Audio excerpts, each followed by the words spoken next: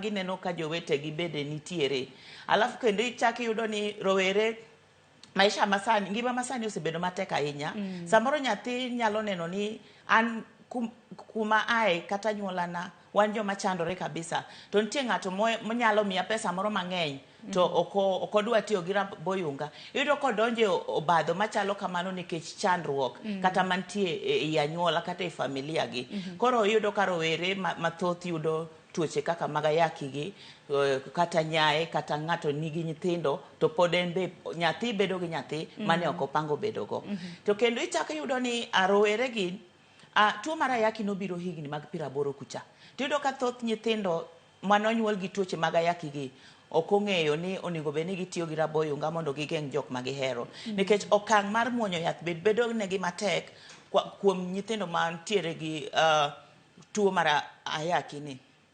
Koro ka muonyo yath osebedo negi matek, tiyudo ka kute mag ayaki no ng'eny e dende, to koro omedo pogo ne rowere mane onge gi kute mar ayaki ni. Nikech en bende samoro muonyo yath no be otame, tiyo gi raboyunga botame. Koro iyudo ka rowere gi be thoth gi koro yudo tuoche magalagala ma ok ong'e kargi. Kendo ichak yudo ni raboyunga ni en gima onego bed ni rawere tiyogo, nikech ka wang'iyo sani mon tho kabisa. Mon 8 e wi 10 tho odiochieng' kodiochieng' kaluwore gi tuo miluongo ni cervical cancer.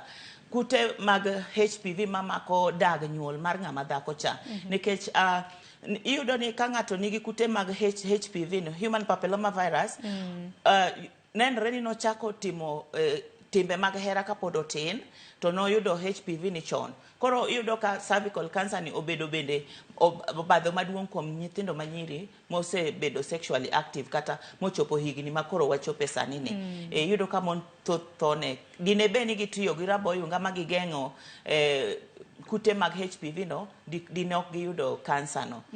Kamano. Nikech ang'eni kaluwore kod HPV mana kaka iwacho bende jolony mago mag weche mag thieth bende dwaro mar mondo mi rowere okaw vaccines makamagi mado ka gintiere buo higa 12 mar mondo mi gigeng' mago kute mago mag kansa. Just aero point kata mana twak ma bende kelo kaluwore kod rowere, nikech ing'eni rowere kwan ata malo maduong' e pacho ka kata mana king'iyo population e pacho kae.